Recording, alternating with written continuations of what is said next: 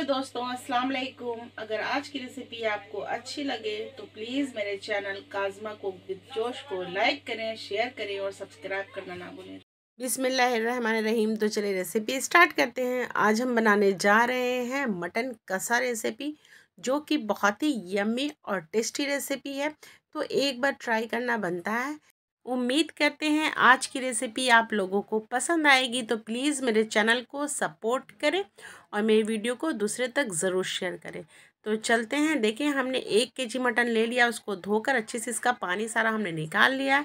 कुछ हमने इसमें फ़ैट का ही पीस लिया और कुछ बोन का पीस है। तो देखिए, इसमें सबसे पहले हम दही मिला देते हैं। तो दही हमने 200 ग्राम लिया है। 1 kg मटन में 200 ग्राम दही जाएगा और 1 टीस्पून इसमें नमक जाएगा। अब इसे अच्छे से हम मिक्स करते हैं और मिक्स करके नमक और दही को इसे हम रेस्ट लेने के लिए छोड़ देते हैं। कम से कम 1 घंटा, अगर ज़्यादा से ज़्यादा आप रखें तो 2 से 3 घंटा रख सकते हैं, लेकिन कम से कम 1 घंटा आप इसे रेस्ट लेने के लिए छोड़ दें। अब एक कढ़ाई लेते हैं, उसमें 200 ग्राम हमने तेल लिया है, रिफाइन ऑयल है। अब इसमें हमने 500 ग्राम प्याज का स्लाइस काट लिया है, उसे हम इसमें डालकर इसे फ्राई कर लेते हैं, गोल्डन फ्राई। आप चाहें तो इसे मस्टर्ड ऑयल में भी बना सकते हैं, लेकिन हमने इसे रिफाइन ऑयल में बनाया है। तो देखिए, इसे हमने गोल्डन सुनहरा फ्राई कर लेना है प्याज को। तो देखिए, प्याज अच्छे से फ्राई हो चुका है। अब इसे हमने निकाल लेना है। तो देखिए, गैस का फ्लेम हमने हाई रखकर ही प्याज को फ्राई किया है, चलाते हुए, ताकि ये जले नहीं। तो देखिए, प्याज अच्छे से फ्राई हो चुका, उसे साइड निकाल देते हैं। अब इसी तेल में हम खड़ा गरम मसाला ऐड करते हैं। तो 1 हमने जावित्री का फूल लिया है, 6 हमने हरी इलायची लिया है, 2 हमने काली इलायची लिया है, और देखिए 1 हमने चक्र फूल लिया है, और 2 इंच हमने दालचीनी का टुकड़ा लिया है, 6 हमने लौंग लिया है, 6 हमने इलायची लिया था इसलिए हमने 6 लौंग लिया है, और 1 टीस्पून हमने इसमें ब्लैक पेपर लिया है, यानी कि काली मिर्च।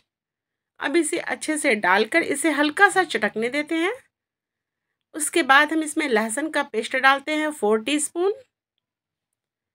और 4 ही टीस्पून हमने इसमें अदरक का भी पेस्ट ऐड करना है। तो देखिए, इस तरीके से अदरक लहसुन का पेस्ट हम इसमें ऐड कर देते हैं और इसे हल्का सा हम भून लेते हैं। ये बहुत जल्दी ही भुना जाता है। तो देखिए, अब इसमें हम कुछ मसाला ऐड करते हैं। तो 2 टीस्पून हमने इसमें रेड चिली पाउडर ऐड किया है, 1 टीस्पून हल्दी powder, 1 teaspoon Kashmiri red chili powder, और 2 टीस्पून हमने इसमें ज़ीरा ऐड किया है, ज़ीरा पाउडर। अब इसे भी अच्छे से ऐसा भून लेते हैं। चूँकि मसाला ये पाउडर में था तो ये बहुत ही आसानी से भुना जाएगा, बहुत ही जल्दी। तो देखिए, अब इसमें हमने जो प्याज को फ्राई किया था उसे भी हम इसमें ऐड कर देते हैं। तो ये 500 ग्राम प्याज है, इसे हमने फ्राई किया था।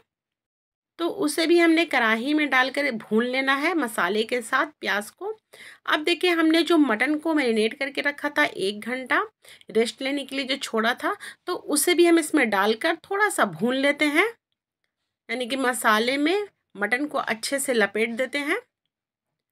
अब देखिए, हमने जो बॉल में मटन को मैरिनेट किया था उसमें भी 1 कप के अंदाज़ पानी डालते हैं, और उसे भी हमने इसी मटन में ऐड कर लेना है और इसे चला देते हैं।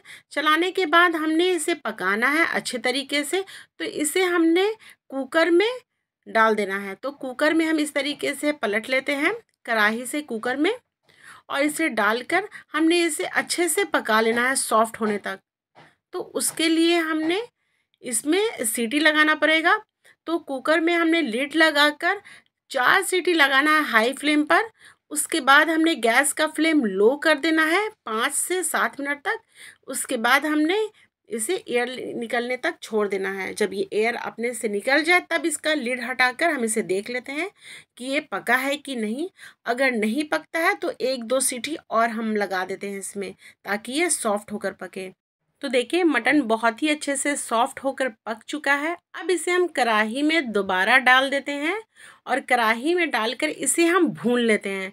चूँकि ये कुकर में बहुत ही अच्छे से नहीं भुनाएगा, कढ़ाई में जो है वो बहुत ही अच्छे से भुना जाता है, पानी बहुत ही जल्दी सोख जाता है। तो देखिए, आधे कप के अंदाज़ हमने इसमें फ्रेश धनिया की पत्ती ऐड की है, और उसे डालकर हम इसे भून लेते हैं।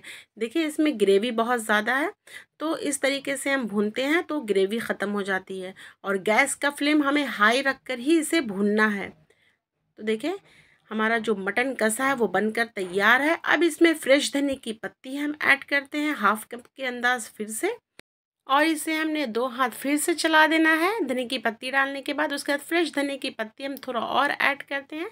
उसके बाद हम इसे सर्व करते हैं। तो देखिए यम्मी टेस्टी सा हमारा मटन कसा बनकर तैयार है। तो देखिए कितना सॉफ्ट होकर पका है, आप ही देखिए कितना जूसी है, और बाहर से कितना अच्छे से हमने भुना है तो एकदम लाल हो रहा है। अब चलते हैं हम और आप इसे टेस्ट करके देखते हैं कि बनी कैसी है। बहुत ही टेस्टी, बहुत ही यम्मी। तो एक बार ट्राई करना बनता है। ये रोटी, दाल चावल, पराठा, कचौरी सभी के साथ बहुत ही टेस्टी लगता है।